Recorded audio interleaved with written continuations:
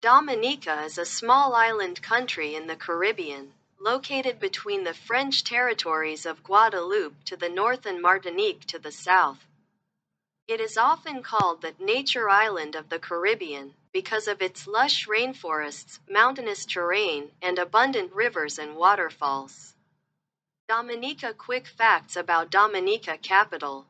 Roseau official language, English population, approximately 72,000, 2025 estimate, currency, Eastern Caribbean dollar, XCD, government, Parliamentary Republic independence, from the United Kingdom on November 3, 1978. Herb nature and geography. Dominica is known for its unspoiled natural environment.